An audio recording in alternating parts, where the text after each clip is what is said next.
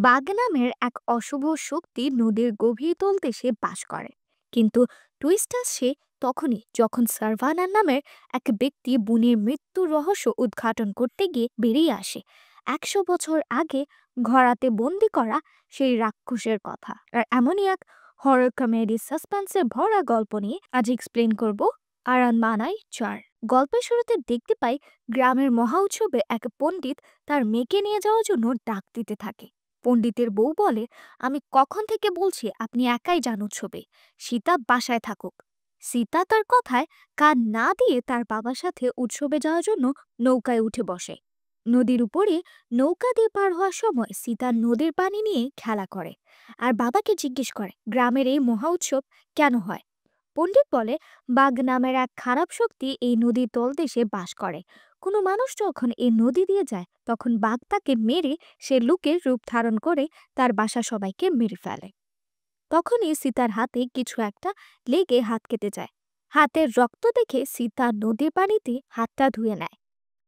মেয়েকে ভয় পেতে দেখে পণ্ডিত বলে, ভয় পেও না, এই খারাপ শক্তি থেকে বাঁচার একটা উপায় আছে। এই গ্রামের মহা উৎসবের সময় বাঘ রাক্ষস কিছুটা দুর্বল হয়ে যায়। বাঘ যখন দুর্বল থাকে তখন তাকে বন্দি করে তাকে দিয়ে সব কাজ করানো যায়। এর মাঝে পণ্ডিতের বইটা নদীর তলদেশে সেই ঘোড়াতে আটকে যায়। বইটা টানাটানি করতে ঘোড়ার মুখটা খুলে গিয়ে বাঘ রাক্ষস বাইরে বেরিয়ে আসে। কথা শেষে পণ্ডিত পিছনে তাকিয়ে দেখে সীতা হাতে একটা মাছ ধরে আছে। সাথে সাথেই পণ্ডিত সীতাকে বলে, মাছটাকে নদীতে ফেলে দাও। তখন এই নৌকাটা কিছু একটার সাথে ধাক্কা খেলে পণ্ডিত সেদিকে তাকিয়ে দেখে সীতার লাশ পানিতে ভাসছে। পণ্ডিত কাঁদতে কাঁদতে পিছন তাকাতেই দেখে সীতা কাঁচা মাছ খাওয়া শুরু করেছে, অর্থাৎ বাঘ রাক্ষস সীতাকে মেরে তার রূপ নিয়ে নিয়েছে। তখনই গ্রামের মাঝে মহা উৎসব শুরু হলে সীতা হাতের মাছটা নদীতে ফেলে দিয়ে পণ্ডিতের দিকে তাকিয়ে থাকে। বাঘ রাক্ষস পণ্ডিতের দিকে তেড়ে আসতেই পণ্ডিতের ঘোড়ার মাঝে থাকা পবিত্র পানি বাঘ রাক্ষসের দিকে ছুঁড়ে মারে। পবিত্র পানি শরীরে পড়তে বাঘ কিছুটা দুর্বল হয়ে বসে পড়ে। পণ্ডিত ঘোড়াটা হাতে নিয়ে মন্ত্রপাঠ শুরু করলে বাঘের আত্মা আবারও পণ্ডিতের ঘোড়ার মাঝে বন্দী হয়ে যায়। সীতার রূপ নিয়ে বাঘ পণ্ডিতকে বলে, আমাকে ছেড়ে দাও, আমার আত্মাকে ফিরিয়ে দাও। পণ্ডিত বলে, আমার স্ত্রী সীতার মৃত্যুর খবর সহ্য করতে পারবে না।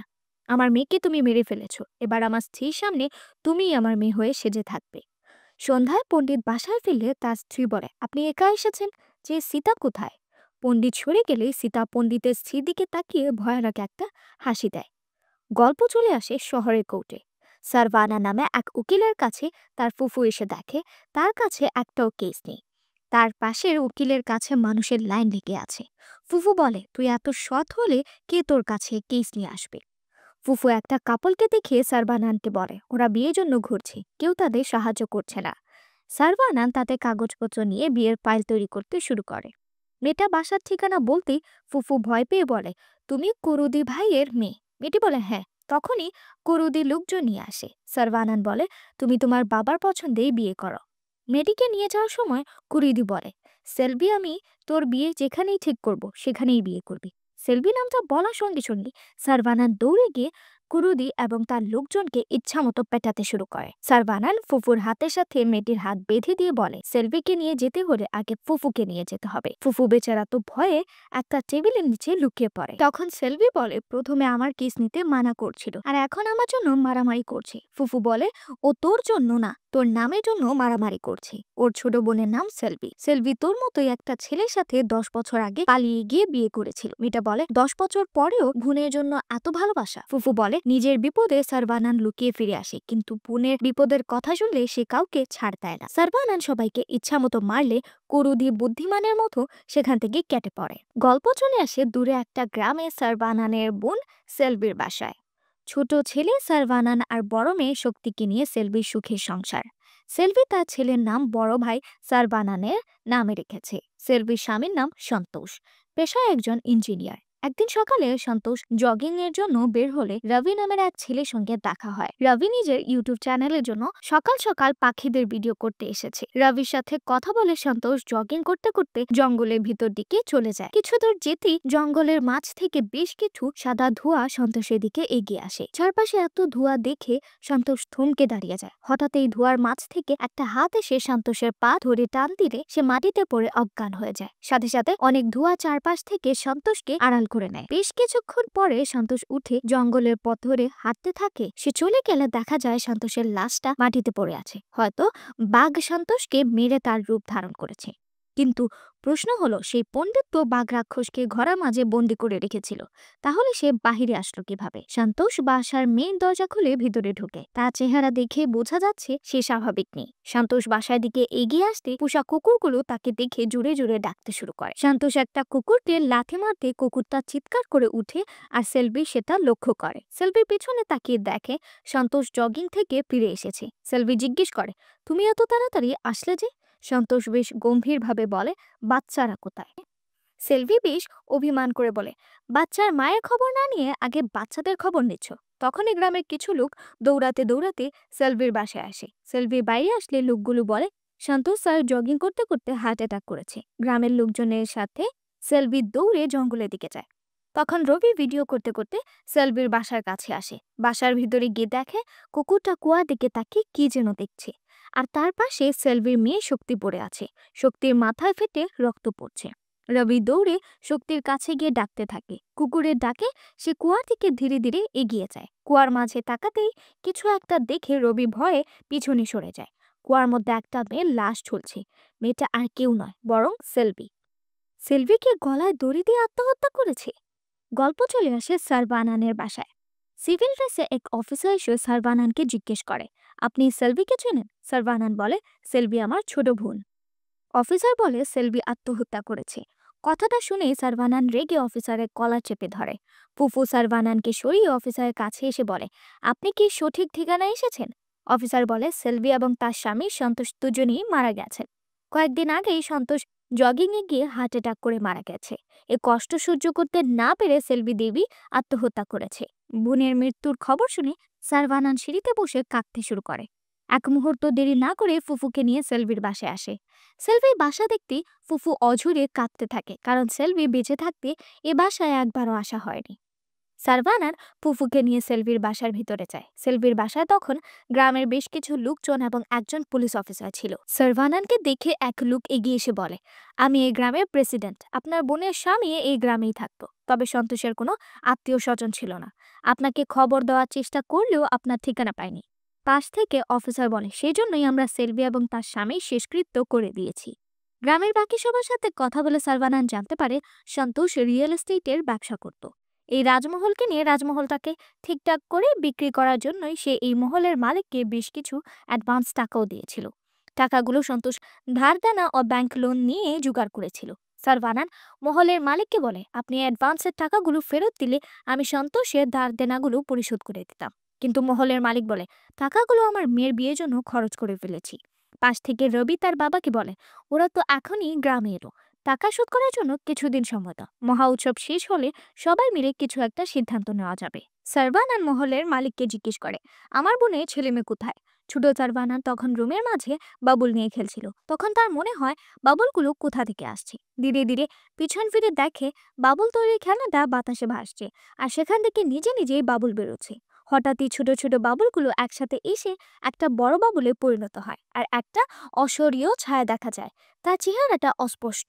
এমন দৃশ্য দেখে ছোট সারবানান ভয়ে ঘর থেকে বাইরে আসতেই সারবানান থেকে কুলে তুলে নেয়। সারবানান তাকে নাম জিজ্ঞেস করলে সে বলে, আমার নাম সারবানান। ফুফু সারবানানকে বলে, সেলভি এখনো আমাদেরকে ভুলেনি।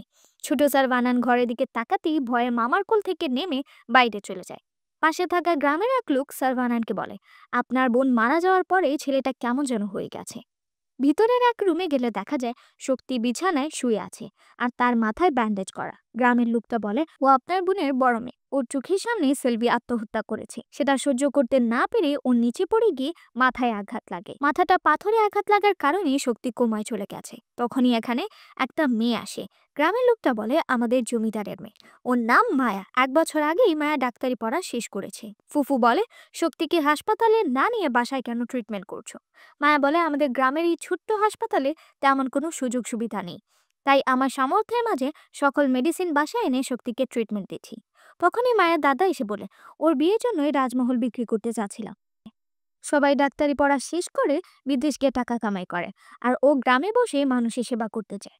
মায়া বলে এখন আপনারা সবাই বাইরে যান, শক্তির চেক আপ করতে হবে। সবাই বাইরে গেলে সারভানান জানালা দিয়ে দেখে মায়া শক্তিকে কিসের জন্য একটা ইনজেকশন দিচ্ছে, আর মায়া চোখ মুখেও কেমন জানি একটা রহস্যের ছায়া। এদিকে পাওনাদার মিস্ত্রি এবং কার্পেন্টারকে জানায় তারা 2 দিন পরে টাকা নিতে আসবে।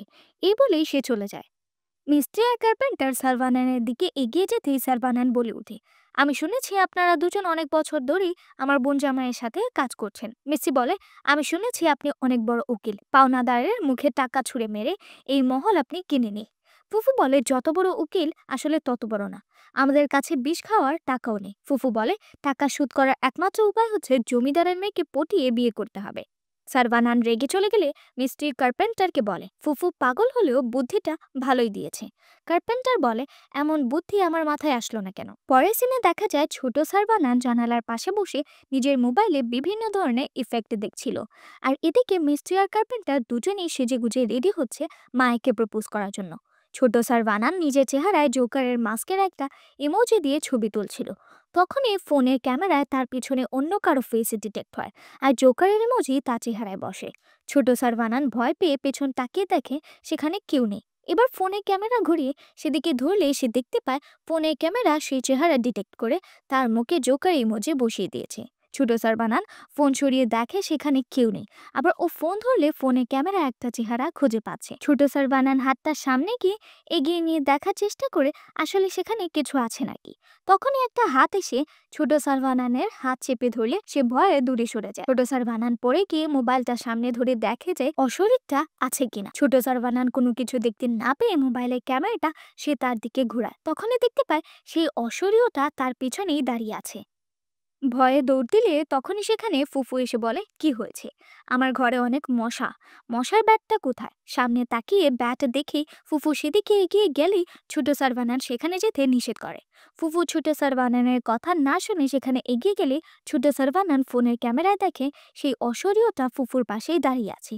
ফুফু ছোট সারভানানকে বলে এই ব্যাট দিয়ে আমি এভাবে মশা মারবো, কিন্তু ব্যাটের বাড়িটা সেই অশরীরটা শরীরে লাগে। ফুফু ভয় পেয়ে বলে এটা কি ছিল? ছোট সারভানান সাথে সাথেই ভয়ে পালিয়ে যায়। ফুফু আবারও ব্যাটে দিয়ে বাড়ি দিলে সেই অশরীরটা রেগে তার সামনে এসে জোরে চিৎকার দিয়ে চলে যায়। ছোট সারভানান দৌড় দিয়ে মিস্ত্রির সাথে ধাক্কা খায়। মিস্ত্রি রেগে গিয়ে বলে কিরে তোর চোখ নেই, এত বড় মানুষের সাথে ধাক্কা খাস? ছোট সারভানান অবাক হয়ে দেখে সেই অশরীরটা মিস্ত্রি আর কার্পেন্টারের মাঝখানে দাঁড়িয়ে আছে। জানালা দিয়ে ফুফু সেই দৃশ্য দেখে ভয়ে দাঁড়িয়ে থাকে। তখনই মায়া শক্তির জন্য ওষুধ নিয়ে সে রুমের দিকে যায়।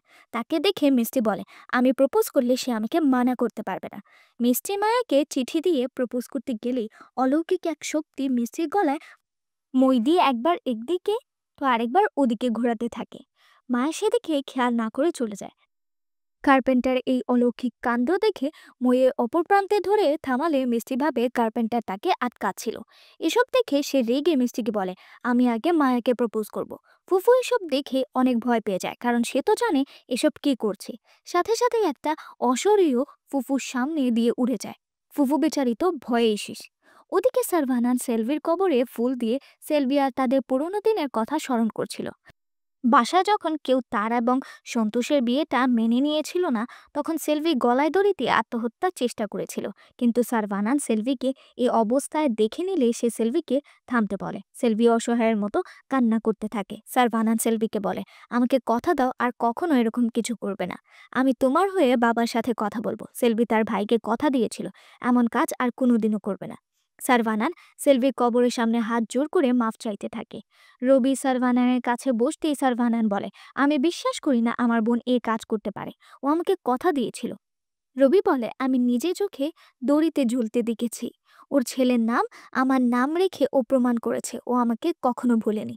আমি জানি আমাকে দেওয়া ওয়াদা ও কখনো ভাঙবে না। আশেপাশে কোনো থানা থাকলে আমাকে নিয়ে চলো। কিছুক্ষণ পর সারভানান রবিকে নিয়ে থানায় আসলে ইন্সপেক্টর বলে, দেখুন, ওদের স্বামী স্ত্রীর মাঝে ঝগড়া হয়েছিল। ঝগড়ার কারণে স্বামী হার্ট অ্যাটাক হয় আর আপনার বোন আত্মহত্যা করে। আর এমন অবস্থা দেখে মেয়েও ঘাবড়ে গিয়ে নিচে পড়ে মাথায় আঘাত পেয়ে কোমায় চলে গিয়েছে। সারভানান জিজ্ঞেস করে, এতগুলো ঘটনা একসাথে কিভাবে ঘটতে পারে? ইন্সপেক্টর বলে, এমন ঘটনা এখানে প্রায় ঘটে। আর আমরা তো শুনেছি আপনার বোন জঙ্গলে হারিয়ে গিয়েছিল। সারভানান বলে, তাহলে আমাকে এফআইআর এর কপি দেন। ইন্সপেক্টর রেগে বলে, হ্যাঁ, তোমাকে ইউনিফর্ম দিচ্ছি, তদন্ত তুমিই করো। তোমার ওই উকিলাতি কোর্টকে দেখাও, এখানে না। ছোট ইন্সপেক্টর সারভানানকে বলে, গ্রামে মহা উৎসব আছে। এই মহা উৎসব প্রতি 10 বছর পর পরই একবারই হয়। বিভিন্ন দেশ থেকে এই উৎসবে যোগ দিতে হাজারো মানুষ আসে। তাদের নিরাপত্তার জন্য স্যার এত ব্যস্ত, 2 দিন পরেই সব শেষ হলে আপনি আরেকবার এসে স্যারের সাথে দেখা করে নিয়েন। বাসায় ফেরার সময় সারভানান রবির রেকর্ড করা ভিডিও দেখে বলে, আমি বিশ্বাস করতে পারছি না একই দিনে দুজনের মৃত্যু কিভাবে হয়। তার উপরে গ্রামবাসী নাকি আমার বোনকে বাহিরে যেতে দেখেছে, অথচ ততক্ষণে সে মারা গেছে। হয়তো তারা নেশার ঘুরে ছিল। রবি গাড়ি থামিয়ে বলে, হ্যাঁ, তারা নেশার ঘুরে ছিল, কিন্তু তারা মিথ্যা বলেনি, কারণ এমনটা আমি নিজেই দেখেছি। কেউ বিশ্বাস করবে না বলে কাউকে জানাইনি, কিন্তু আমার বাবাকে বলেছিলাম। সে এই গ্রামের পঞ্চায়েত প্রধান। তাকে জানানোর পরেই বাবা কাউকে জানাতে নিষেধ করেছে, কারণ এইসব জানাজানি হলে গ্রামবাসী ভয় পেয়ে যাবে। রবি আবারও গাড়ি চালানো শুরু করলে সারভানান আবারও ভিডিও দেখতে শুরু করে।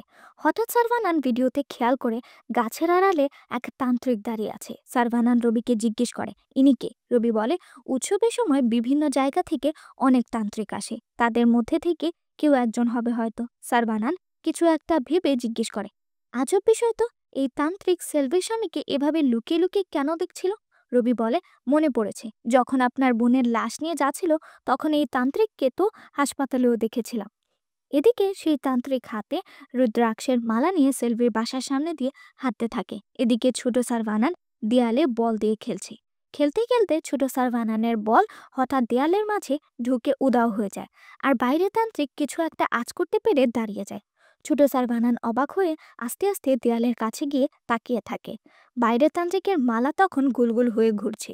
হঠাৎ দেয়ালের ভিতর থেকে এক অশরীয় হাতে বল নিয়ে ছোট সারভানান ভয়ে কেঁপে ওঠে। তখনই তান্ত্রিকের মালাটা ছিঁড়ে নিচে পড়ে যায়। তান্ত্রিক বুঝে যায় এ বাসায় ভয়ঙ্কর কোনো আত্মা আছে। তান্ত্রিক দরজা খুলে ভিতরে এগিয়ে যায়। এদিকে বাসার ভিতরে মায়া চলে আসায় দেয়ালের ভিতরে হাতটা বল ফেলে উধাও হয়ে যায়। মায়া সারভানানকে বলে, এখন কি খেলার সময়? চলো ঘুমাতে চলো। মায়া লাইট বন্ধ করে সারভানানকে নিয়ে হাঁটা শুরু করলে বারান্দার লাইট হঠাৎ জ্বলে ওঠে। মায়া লাইটগুলো বন্ধ করতে থাকলে সারভানান সামনে ভয়ঙ্কর এক ছায়া মূর্তি দেখে দৌড় দেয়। মায়া লাইট বন্ধ করতে যাওয়ার সময় খেয়াল করে শক্তির বিছানার পাশে কে যেন বসে আছে। মায়া চিৎকার করে জিজ্ঞাসা করে, কে তুমি? সাথে সাথেই দৌড়ে রুমে আসলে কাউকে খুঁজে পায় না। মায়া শক্তির পাশে এসে বসতেই ভয়ানক একটা কাটা হাত মায়ার শরীর বেয়ে উঠছে। বুঝতে পেরে তাকাতেই হাতটা গায়েব হয়ে যায়। আবারও অপর পাশ থেকে হাতটা মায়ের কাঁধে হাত রাখে। মায়া সেদিকে তাকাতেই আবারও হাতটা সরে গিয়ে অপর পাশে উঠতে থাকে। মায়া কোনোভাবেই সে ভয়ানক হাতটা থেকে নিজেকে ছাড়িয়ে সামনে তাকাতেই দেখে জানালায় একটা কালো ছায়া আছে। ভয়ে মায়ের গলা শুকিয়ে যাওয়ার মতো অবস্থা হয়। মায়া ছায়াটিকে দেখার সাথে সাথেই ছায়াটির সমস্ত ঘর ঘুরে ঘুরে সমস্ত দরজা জানালা বন্ধ করে দেয়। এত জোরে দরজা জানালা বন্ধ হওয়ার কারণে রুমের সবকিছুই নিজে নিজে পড়তে থাকে। ভয়ে মায়ের চোখ তো বড় বড় হয়ে যায়। তান্ত্রিক বাইরে দাঁড়িয়ে দেখে বাসার সব জানালা নিজে নিজেই বন্ধ হয়ে যাচ্ছে। প্রত্যেকটি রুমের দরজা নিজে নিজেই বন্ধ হয়ে গেলে মায়ের চিৎকার করে রুমের দরজা খুলতে বলে। তান্ত্রিক কিছু একটা আজ করে বুঝতে পেরে চলে যেতেই ঘরের সকল দরজা জানালা আপনি আপনি খুলে যায়। ততক্ষণে ভয়ে মায়ের অবস্থা খারাপ হয়ে গেছে। দরজা একা একা খুলতেই মায়ের সামনে তাকিয়ে দেখে সেখানে কেউ নেই। এদিকে জঙ্গলের মাঝখান দিয়ে যাওয়ার সময় পেঁচানো এক অদ্ভুত প্রাণী সারভানানের গাড়ির সামনে এসে হঠাৎই উপরে উঠে যায়। রবি আচমকা এমন দৃশ্য দিকে ভয়ে গাড়ি নিয়ন্ত্রণ হারালেও কোনো রকম নিজেকে সামলে এক জায়গায় গাড়ি দাঁড় করায়। ঠিক তখনই গাড়ির ছাদের উপরে কেউ জোরে জোরে বাড়ি দিতে থাকে। সারভানান জানালা দিয়ে বাইরে তাকাতে দেখে গাড়ির উপরে মানুষের মতো অবয়বের কালো একটা ছায়া। হঠাৎ পাশেই ঝোপঝাড় কি নড়তে দেখে আর ভয়ানক এক শব্দ শুনে সারভানান দ্রুত গাড়ি থেকে নামতে গেলে রবি তাকে নামতে মানা করে। সারভানান গাড়ি থেকে নেমে জঙ্গলের ভিতর হাঁটতে থাকলে বেশ সামনে মানুষের আকৃতির কালো একটা ছায়াকে দাঁড়ানো দেখে। সারভানান খুব মনোযোগ দিয়ে ছায়াটাকে দেখছিল। হঠাৎ তখনই একটা বানর গাছ থেকে চিৎকার করে উঠলে সারভানান ভয়ে কেঁপে উঠে নিজেকে সামলে আবারও সেদিকে তাকালে সারভানান আর কাউকে দেখতে পায় না। বনের আরো গভীরে গেলে একটা সাপ পিছন থেকে সারভানানকে ছুবল দিতে গেলে সারভানান কোনো রকম বেঁচে যায়। বন্ধুরা, এই ছবিটা সম্পূর্ণ এক ভিডিওতে এক্সপ্লেন করলে অনেক বড় হয়ে যাবে, তাই আমি সিদ্ধান্ত নিয়েছি এই মুভিটা কয়েকটা পার্টে এক্সপ্লেন করব। আর আগামী পার্টেই থাকবে এই মুভির আসল রহস্য। কেমন লাগলো আজকের আমাদের এই এক্সপ্লেনেশন কমেন্ট করে জানাতে ভুলবেন না কিন্তু। আর নেক্সট পার্ট কত তাড়াতাড়ি দেখতে চাও তাও কমেন্ট করে জানাবে। লাইক এবং সাবস্ক্রাইব করতে ভুলবে না কিন্তু। আজকে এই পর্যন্তই, দেখা হবে পরবর্তী কোনো মুভির এক্সপ্লেনেশনে।